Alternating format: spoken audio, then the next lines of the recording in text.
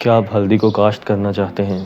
क्या आप ये जानना चाहते हैं कि हल्दी फ़ायदेमंद फ़सल है या नहीं?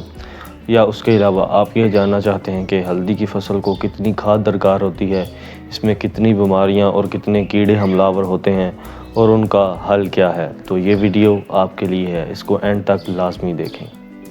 अस्सलाम वालेकुम जी, मेरा नाम है अज़ीम यूसुफ़ और मैं एक एग्रोनॉमिस्ट हूँ। तो चलिए चलते हैं अपनी वीडियो की तरफ।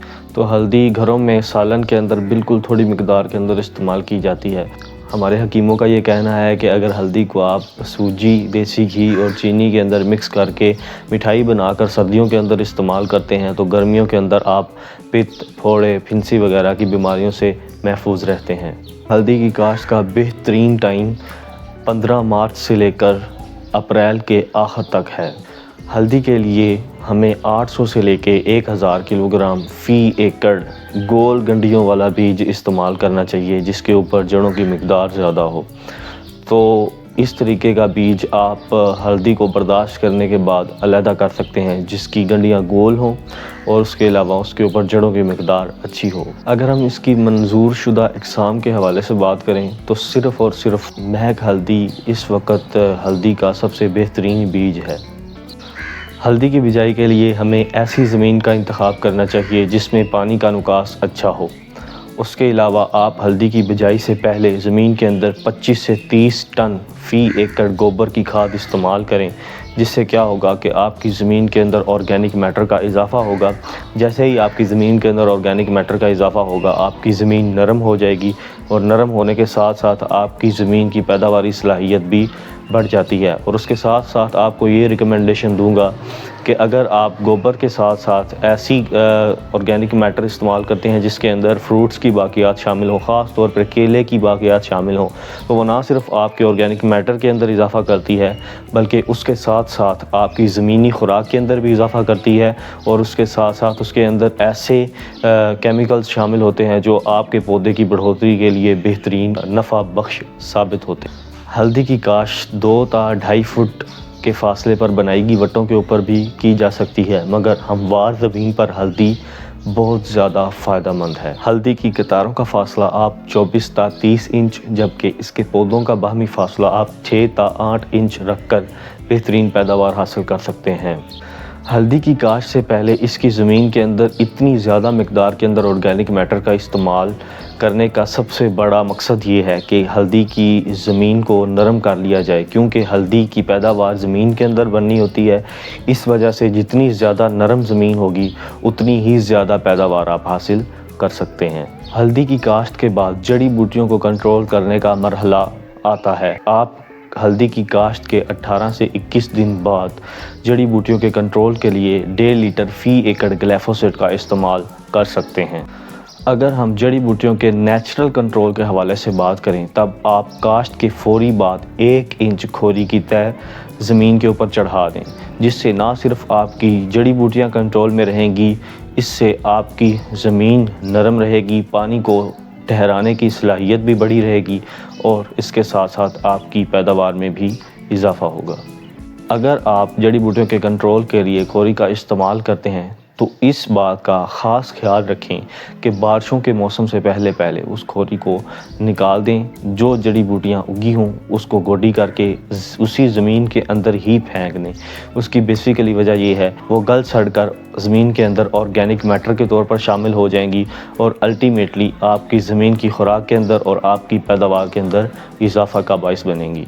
अगर हम हल्दी की काश्त में इस्तेमाल होने वाली खादों के हवाले से बात करें तो इसको 120 किलो नाइट्रोजन, 50 किलो फास्फोरस और उसके साथ साथ 80 किलो पोटाश की ज़रूरत होती है। अगर हम बोरियों के हवाले से बात करें तो इसको 4 बोरी यूरिया, 2 बोरी DAP और 3.25 बोरी SOP की दरकार होती है। अगर हम खाद के मुतवाज़न इस्तेमाल के हवाले से बात करें तो DAP की मुकम्मल मिकदार और पोटाश की मुकम्मल मिकदार ज़मीन की तैयारी के अंदर इस्तेमाल करनी चाहिए। उसके साथ साथ अगर हम यूरिया के हवाले से बात करें तो आधी बोरी यूरिया ज़मीन की तैयारी के अंदर, 1 बोरी यूरिया 60 दिन बाद, दूसरी बोरी यूरिया बिजाई के 90 दिन बाद, जबकि तीसरी बोरी यूरिया बिजाई के 120 दिन बाद इस्तेमाल करनी चाहिए। इस तरीके से आप खाद का मुतवाज़न इस्तेमाल करके बेहतरीन पैदावार हासिल कर सकते हैं। जबकि मेरी रिकमेंडेशन के मुताबिक आप आखिरी बोरी यूरिया की बजाय आखिरी बोरी अमोनियम सल्फेट की इस्तेमाल करें, जिससे क्या होगा कि अमोनियम सल्फेट के अंदर यूरिया के साथ साथ आपको सल्फ़र भी मिलता है, जिससे ज़मीन मज़ीद नरम भी होती है, उसका पीएच लेवल भी कंट्रोल होता है, जिससे अल्टीमेटली आपकी पैदावार में इजाफ़ा होता है। अगर हम हल्दी की आबपाशी के हवाले से बात करें तो हल्दी को आप हर हफ्ते बाद पानी लाजमी लगाएं, लेकिन इस बात का ख़ास ख्याल रखें कि पानी ज़मीन के अंदर ज़्यादा देर तक खड़ा ना रहे। अगर पानी ज़मीन के अंदर खड़ा रहता है तो उससे आपकी ज़मीन की गंडियाँ जो है वो गल जाती हैं।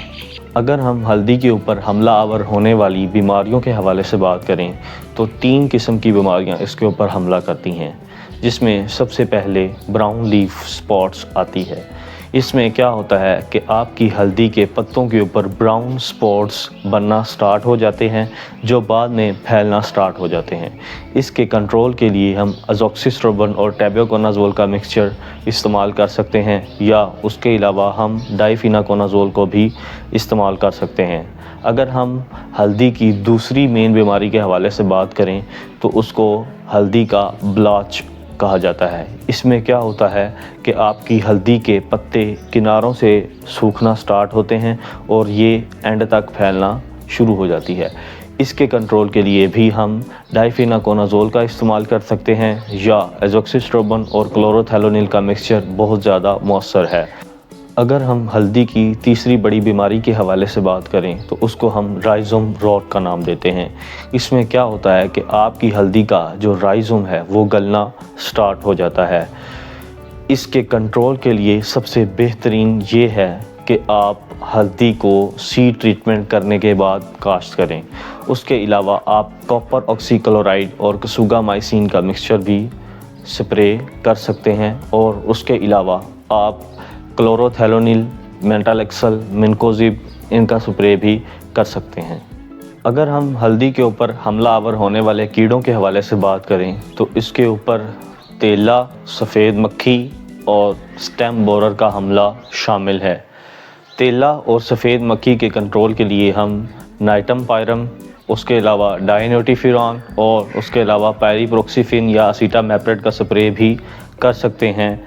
और स्टेम बोरर के कंट्रोल के लिए हम फिप्रोनिल या क्लोरेंट्रानिलिप्रोल का स्प्रे कर सकते हैं। हल्दी को मिड दिसंबर और स्टार्ट फरवरी के अंदर बर्दाश्त कर लिया जाता है। बर्दाश्त के वक्त इसको हल्का सा पानी लगा दें, और हल्का सा पानी लगाने के 3 से 4 दिन बाद इसकी बर्दाश्त स्टार्ट करें, ताकि हल्दी को बाआसानी और अच्छे तरीके से बर्दाश्त किया जा सके और इसके साथ मिट्टी भी ना चिपके। अगर हल्दी के हवाले से आपका कोई और सवाल हो तो आप कमेंट बॉक्स के अंदर लाजमी बताएं, और इसके अलावा अगर आप किसी और फसल के हवाले से डिटेल में जानना चाहते हैं तो उसका जिक्र भी आप कमेंट बॉक्स के अंदर कर सकते हैं।